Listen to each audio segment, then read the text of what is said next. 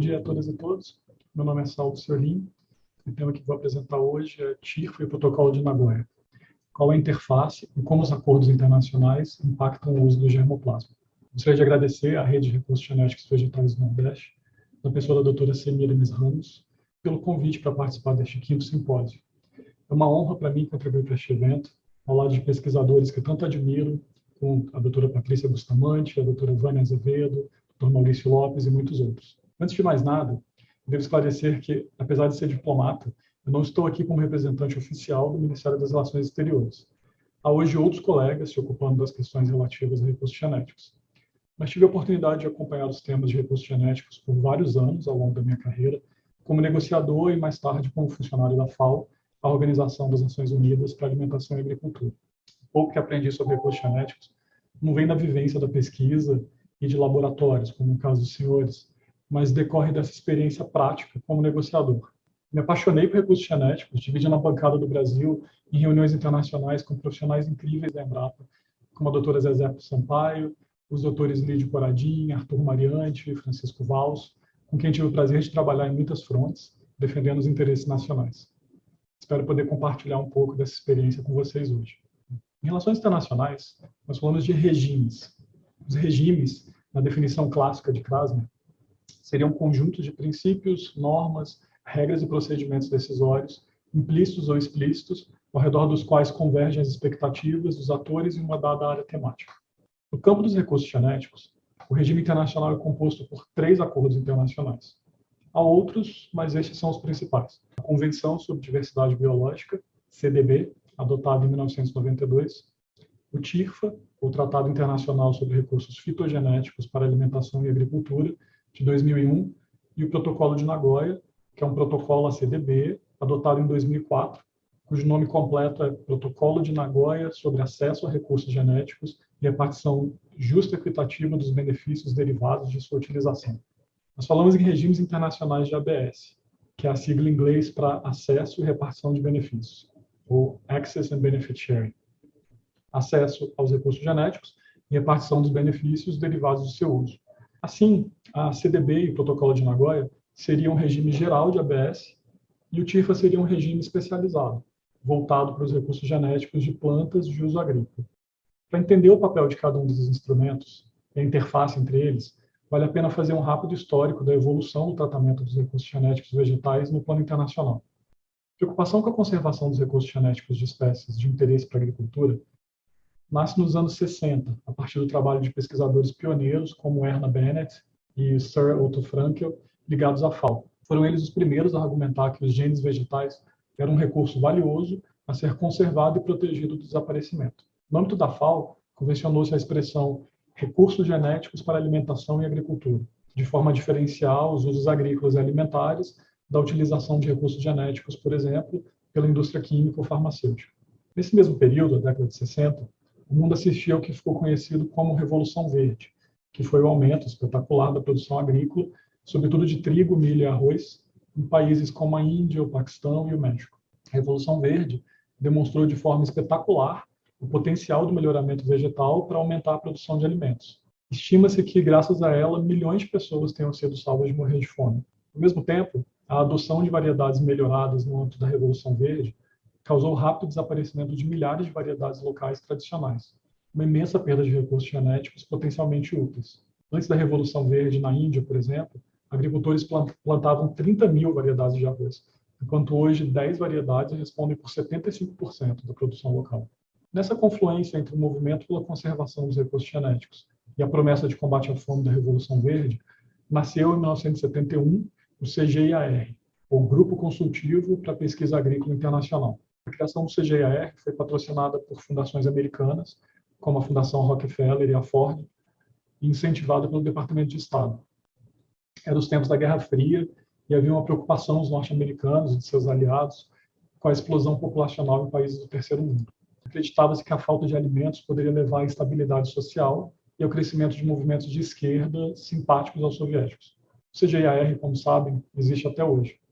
O Bill Gates, cuja fundação é hoje uma de suas principais financiadoras, disse uma vez que o CGIAR é a maior organização global de pesquisa agrícola do mundo apesar de ser quase inteiramente desconhecido. O CGR é formado por uma rede de 15 centros internacionais de pesquisa, localizados em sua maioria no sul global, em países como Peru, Filipinas, Índia, Nigéria e Quênia. Vocês certamente já terão ouvido falar de algum desses centros, como o CIAT, o Centro Internacional de Agricultura Tropical, na Colômbia, ou o CIMMYT, que é o Centro Internacional de Melhoramento de Milho e Trigo, no México. Dos 15 centros do CGR, 12 possuem bancos de germoplasma, que detêm algumas das mais importantes coleções do mundo. Ao longo das décadas de 1970 e 1980, um órgão ligado ao CGR foi o principal patrocinador de expedições de coleta de germoplasma ao redor do mundo. Era o IBPGR, mais uma sigla, o Conselho Internacional para Recursos Fitogenéticos.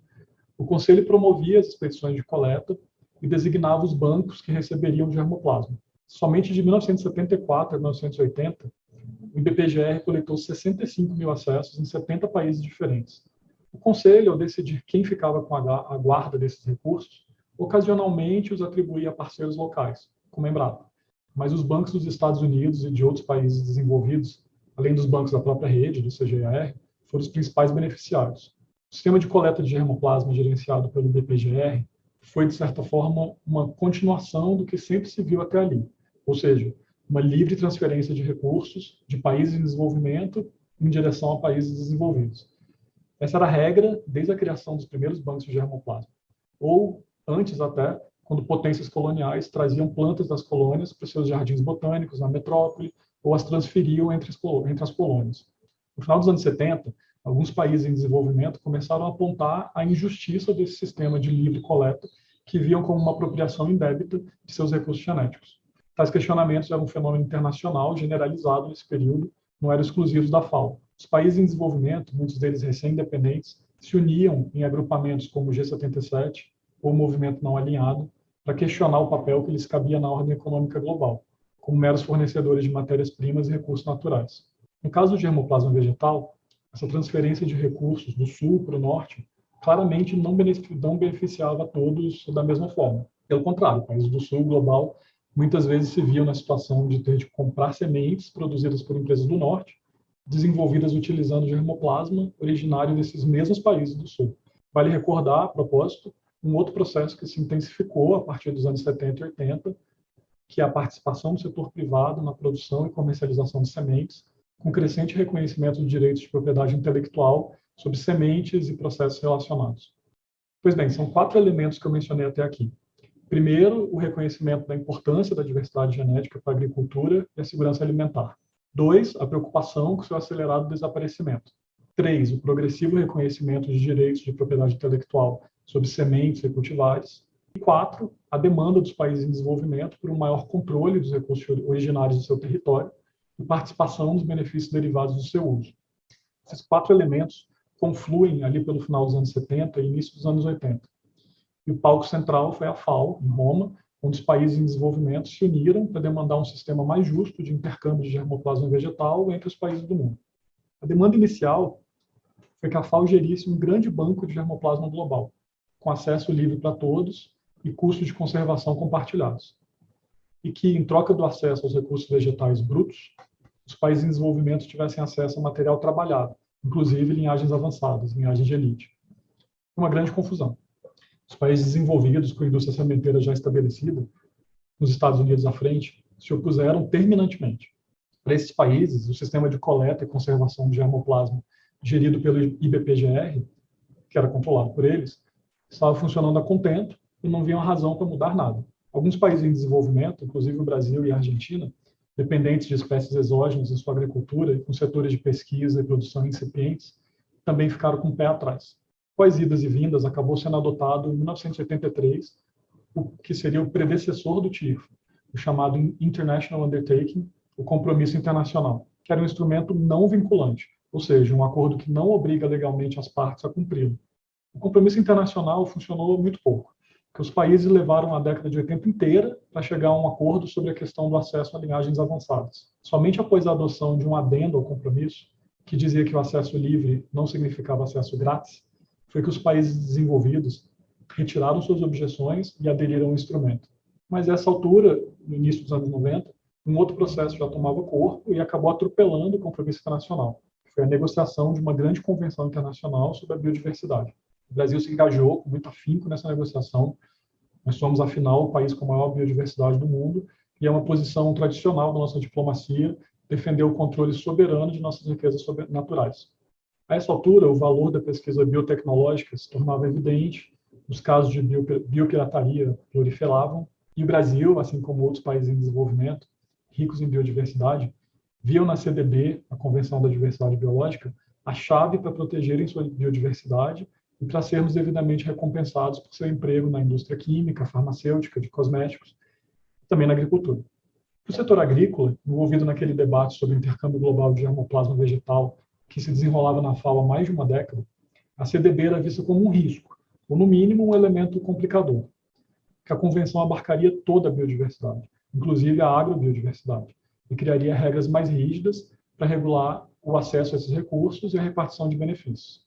A adoção da CDB, em 1992, mudou os termos do debate internacional sobre os recursos genéticos, completamente. Na FAO, os países como os Estados Unidos e Suíça, não por acaso sedes de grandes empresas de biotecnologia e de sementes, moveram-se rapidamente para retirar do âmbito da CDB os recursos da agrobiodiversidade. Assim, os Estados-membros da FAO, somente um ano após a adoção da CDB, começaram a renegociar o antigo compromisso internacional, para transformá-lo em um acordo vinculante. A Conferência das Partes da CDB, ainda em sua segunda reunião, em 95, também reconheceu a natureza especial da biodiversidade agrícola, suas características e problemas particulares, que requerem soluções particulares. Essa fórmula é até hoje muito citada. E assim nasceu o TIRFA, que foi adotado em 2001. Mas o que é exatamente o TIRFA?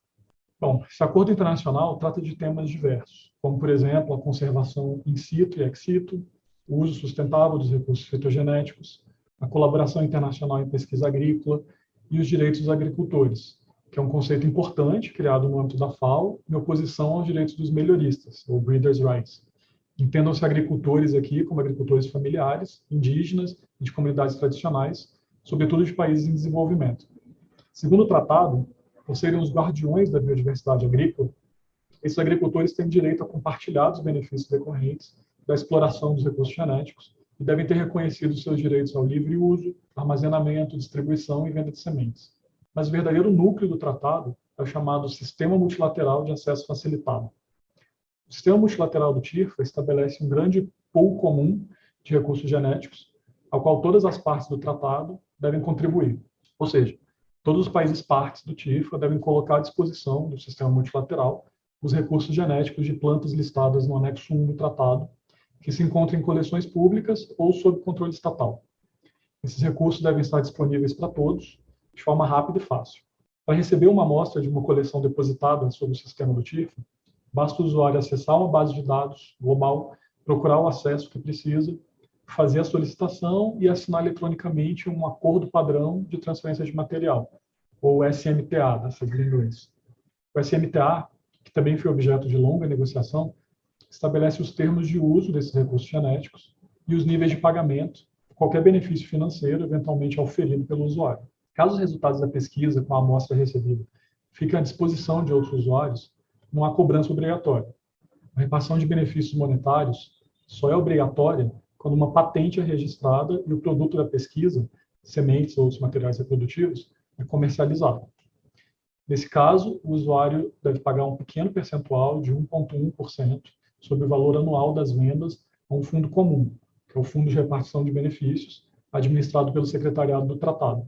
Os recursos do fundo são utilizados para financiar projetos de conservação e uso sustentável de recursos genéticos em países em desenvolvimento. Esse sistema multilateral do tratado contrasta com o regime da CDB, que é, em essência, bilateral. Ou seja, na CDB, e portanto no Protocolo de Nagoya, há um provedor e um usuário dos recursos genéticos, enquanto na base do TIRFA está o entendimento de que todos os países são usuários e provedores ao mesmo tempo, que há uma interdependência global no tocante aos recursos genéticos vegetais para alimentação e agricultura. Sob a CDB e o protocolo, o provedor e o usuário firmam entre si um acordo que não é um acordo padrão, como o SMTA, ou seja, cada país provedor pode estabelecer suas próprias regras e exigências para permitir o acesso a seus recursos genéticos. Um eventual compartilhamento de benefícios, monetários ou de outra natureza, também se dá numa base bilateral, ou seja, o benefício vai para o país provedor e não para um fundo comum compartilhado. O anexo 1 do tratado é um elemento crucial. Talvez tenha sido a parte mais complicada da negociação do TIFA. O tratado fala de todos os recursos fitogenéticos para alimentação e agricultura, mas o mecanismo do sistema multilateral de acesso facilitado é formado somente por 64 cultivos, entre gêneros e espécies, listados no anexo 1. São 35 cultivos alimentares e 29 gêneros de plantas forrageiras. Essa lista corresponde a cerca de 80% do consumo calórico humano de origem vegetal e inclui alimentos importantes como trigo, arroz, batata, milho e mandioca. O anexo 1 também inclui cultivos não tão essenciais assim para a humanidade, como morango, aspargos ou rúcula. E não inclui alguns importantes, como a soja, amendoim, tomate, cebola e cana-de-açúcar. A negociação do tratado e da lista do anexo 1 ocorreu ao longo da década de 1990 e início dos anos 2000. Nesse momento, a maioria dos países em desenvolvimento, Brasil inclusive, acreditava que poderia obter maiores vantagens deixando seus recursos genéticos fora do regime facilitado do TIFA, e, portanto, sob a égide da CDB e do seu protocolo de Nagoya. Foi assim que a lista do anexo 1 se tornou tão restrita, com países e grupos de países retirando da mesa espécies cujos centros de origem ou de diversidade se encontravam em seus territórios. Assim, a China retirou a soja, a Índia retirou a cana, o Brasil retirou o amendoim, e por aí vai. Essa posição dos países em desenvolvimento era uma posição cautelosa e, creio eu, justificável à época. A premissa era que o controle estrito de cada país sobre o acesso a seus recursos genéticos, o que lhe era garantido sob a CDB e futuramente sob o protocolo de Nagoya, permitiria a negociação de termos mais vantajosos. Sob essa lógica, o TIRFA, com uma exceção ao regime geral de ABS da CDB, deveria cobrir uma lista mínima mesmo, com prioridade para cultivos de importância para alimentação e nenhuma commodity agrícola, como a palma de óleo, café ou algodão. A ideia de que o regime geral, ou seja, a CDB e depois Nagoya, dariam condições melhores para os países em desenvolvimento é parcialmente verdade. De fato, o país detentor do recurso tem mais liberdade para negociar os termos de acesso, que podem incluir, por exemplo, transferência de tecnologia. O que jamais se materializou, porém, foi a repartição de benefícios monetários, ao menos não no volume esperado. A frustração de muitos países, do Brasil inclusive, com os parcos ganhos trazidos pela adoção da CDB, está na origem do protocolo de Nagoya. É importante ressaltar que a essência de Nagoya já estava delineada no texto da convenção, adotada mais de uma década antes do início das negociações do protocolo. A CDB tem 3 objetivos principais, ou 3 pilares, como dizemos: a conservação da biodiversidade, seu uso sustentável e a repartição dos benefícios resultantes do uso de recursos genéticos. O protocolo de Nagoya nada mais é do que um instrumento para detalhar e tentar dar mais relevo a esse terceiro pilar, na constante busca dos países em desenvolvimento por um regime de ABS mais justo e equitativo. Assim, 2 elementos fundamentais no regime do protocolo de Nagoya já estavam descritos no artigo 15 da Convenção: consentimento prévio informado, ou seja, o país ou comunidade detentora do recurso genético ou do conhecimento tradicional associado deve ser consultado e autorizar o acesso, e a negociação de termos mutuamente acordados para esse acesso. No jargão negociador, esses 2 conceitos são conhecidos como PIC e MAT, siglas em inglês para consentimento prévio informado e termos mutuamente acordados. O que o protocolo de Nagoya traz de novo, então, é a descrição das obrigações do provedor e do usuário dos recursos genéticos. Diferentemente do TIRFA, que por si só estabelece as regras de acesso e repartição de benefícios sobre o seu sistema multilateral, o protocolo de Nagoya exige que cada Estado-parte adote normas nacionais próprias. Vou tentar resumir aqui de forma muito simplificada o que são essas regras nacionais mínimas exigidas pelo protocolo. O provedor dos recursos genéticos deve estabelecer uma autoridade nacional, que no caso do Brasil é o CGEM, o Conselho de Gestão de Patrimônio Genético. A autoridade nacional estabelece parâmetros para os termos mutuamente acordados. Caso o usuário cumpra os termos e demais exigências da autoridade nacional, ele obterá uma autorização de acesso. A autoridade nacional, então, registra essa autorização na clearing house do protocolo, que pode ser traduzido como mecanismo de troca de informações, e é basicamente uma grande base de dados. E esse registro se torna um certificado internacional reconhecido. Para o usuário, o protocolo de Nagoya determina que sejam estabelecidos checkpoints, ou pontos de controle. Por exemplo, a Anvisa, no caso do Brasil, ou o INPE, o Instituto Nacional de Propriedade Industrial, ou um Escritório Nacional de Patentes em outros países. Quando esses checkpoints recebem um pedido de registro ou de patente de algum produto que tenha utilizado recursos genéticos em sua formulação, eles devem mandar esse pedido também para a clearing house. Por exemplo, A L'Oréal pede lá na França para registrar um creme hidratante feito com uma fruta do Nordeste brasileiro. A notificação do checkpoint europeu vai para o provedor brasileiro, que checa se o registro lá está de acordo com o certificado emitido aqui. Se estiver, muito bem. Se não estiver, o país provedor pode tomar medidas.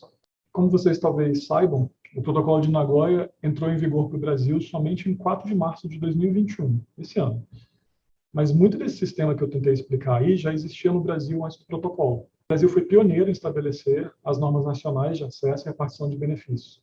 Tivemos ainda em 2001 a medida provisória número 2186, a partir da qual se criou um primeiro arcabouço jurídico institucional para regular o acesso e a repartição de benefícios. O regime brasileiro, instituído pela MP 2186, foi um dos primeiros no mundo a internalizar os princípios da Convenção sobre Diversidade Biológica relativos à ABS.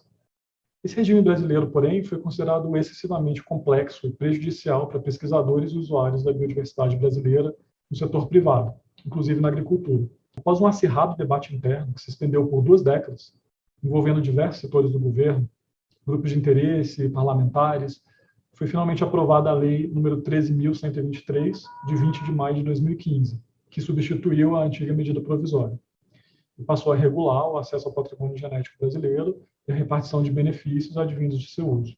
A aprovação da Lei 13.123 foi fundamental para superar os impasses internos e permitir que o Brasil finalmente ratificasse o Protocolo de Nagoya. Por conta desse arcabouço jurídico pré-existente, a ratificação traz pouca novidade para o Brasil.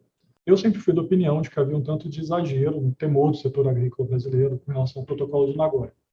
No meu entender, esse temor era baseado em falsas premissas, de que haveria pagamentos milionários na agricultura brasileira pelo uso da soja chinesa, por exemplo. Isso se baseava num desconhecimento do funcionamento do protocolo e também no desconhecimento desse histórico que eu relatei aqui. Em 30 anos da existência da CDB e 12 anos do Protocolo de Nagoya, nunca houve pagamentos milionários de nenhuma parte pelo uso de recursos genéticos de outro país. E eu aposto que jamais haverá. O que é verdade, porém, é que a CDB e o Protocolo de Nagoya, por conta desse clima de expectativas e incertezas, geraram, efetivamente, entraves ao intercâmbio global de recursos fitogenéticos de uso agrícola. Há estudos que demonstram que as expedições de coleta de germoplasma praticamente cessaram por conta da CDB e de Nagoya. Isso aconteceu no plano internacional, mas também se verificou no plano interno aqui no Brasil, afetando a pesquisa agrícola. A Embrapa, universidades federais, empresas como a Syngenta e a Bayer, entre outras, chegaram a ser multadas pelo IBAMA por utilizarem recursos genéticos ou conhecimento tradicional associados sem autorização do CEGEM, ou descumprimento de outros aspectos da legislação então vigente. É graças, sobretudo, ao TIRFA que hoje continua a haver importantes acréscimos de germoplasma de variedades tradicionais e parentes silvestres aos bancos internacionais, como os da rede CGIAR.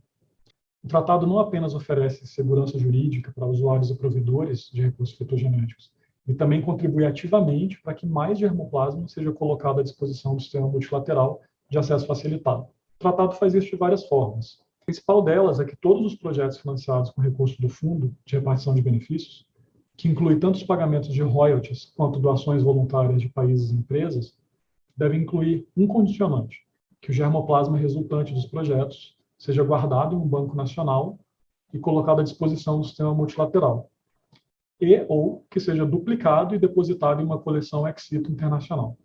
Ou seja, se o tratado financia um projeto para a recuperação de variedades tradicionais de milho na Guatemala, o material resultante vai alimentar o pool comum de recursos genéticos compartilhados. Uma outra contribuição do TIRFA é que nasceu dele uma entidade chamada Global Crop Diversity Trust, ou Crop Trust, Fundo Global para a Diversidade de Cultivos. O fundo é ligado ao tratado. O órgão gestor do tratado, que é formado pelo conjunto dos Estados-partes, indica representantes para a junta executiva do Crop Trust e pode lhe dar orientações políticas. O Fundo Global é hoje o principal garantidor financeiro dos bancos de germoplasma da rede do CGIAR. Sua missão é manter no longo prazo as coleções ex situ de importância global. O fundo também tem uma carteira de projetos com muito mais recursos do que o Fundo de Repartição de Benefícios do tratado. Foram 30 milhões de dólares no fundo do tratado até hoje e 260 milhões na carteira de projetos do Crop Trust. O Fundo Global aplica a mesma regra do TIRFA, de que todo germoplasma resultante de projetos que ele financia deve ser colocado em uma coleção ex situ à disposição da comunidade internacional, sob as regras de acesso facilitado do tratado. O Fundo Global é tão importante que o Congresso dos Estados Unidos incluiu na Farm Bill, desde 2007, uma previsão de doações anuais milionárias ao fundo, sob o argumento de que a conservação dos recursos genéticos e demais ações promovidas pelo Crop Trust trazem benefícios para os agricultores americanos. Vejam bem, não é assistência internacional, é um benefício para o próprio setor agrícola americano. A Austrália, outro produtor agrícola importante, um dos maiores contribuintes ao Crop Trust, também vê nessas contribuições a garantia dos interesses de seus próprios produtores. A Nova Zelândia, outro caso interessante, que não é sequer membro do TIRFA, mas também fez contribuições relevantes para o fundo. O TIRFA está passando pela pior crise desde a sua criação, há mais de 20 anos. As partes do tratado vinham negociando há quase uma década uma reforma do sistema do tratado que permitisse aumentar o fluxo de pagamentos para o fundo de repartição de benefícios e, ao mesmo tempo, possibilitasse uma ampliação no anexo 1, para que o sistema de acesso facilitado passasse a abarcar mais espécies. O Brasil se empenhou de cabeça nessa negociação por nossos interesses duplos, como país rico em biodiversidade e, ao mesmo tempo, grande produtor e exportador de produtos agrícolas. Essa negociação e a sonhada ampliação do anexo 1 era vista pelo governo brasileiro como uma garantia para o agronegócio brasileiro contra potenciais custos e efeitos negativos da CDB e da ratificação do Protocolo de Nagoya. Mas a negociação no TIRFA entrou em colapso na última reunião do órgão gestor, em 2018, principalmente por conta de posições divergentes entre países do Norte e Sul sobre um tema novo na agenda do TIRFA, e também do Protocolo de Nagoya, que é o tratamento das sequências genéticas digitais, ou a informação genética extraída do material físico. Esse é um assunto complexo que eu não poderia abordar no tempo que nos resta aqui. A próxima reunião do órgão gestor do TIRFA é prevista para o primeiro semestre do ano que vem. Eu acredito que o Brasil deva fazer todo o possível para ajudar a salvar o tratado e encaminhar soluções para esse corrente impasse. Mas há outras formas de ajudar também, para além dos esforços políticos de nossos negociadores. Eu defendo que o Brasil deixe sua tradicional postura de não fazer contribuições voluntárias ao tripé que sustenta a conservação e o intercâmbio internacional de germoplasma vegetal. O TIRFA, o Fundo Global para a Diversidade de Cultivos e o sistema CGIAR. Vale mencionar um dado aqui. As coleções dos bancos de germoplasma da rede CGIAR representam 1/3 do material, mas mais de 90% das transferências de material sob o sistema multilateral do tratado. Isso é devido ao fato de que os países, Brasil inclusive, têm sido lentos para incluir suas coleções sob o sistema do TIRFA, mas também porque os usuários muitas vezes preferem pedir acesso aos bancos internacionais que oferecem vantagens como rapidez na resposta, clareza jurídica e garantias fitossanitárias.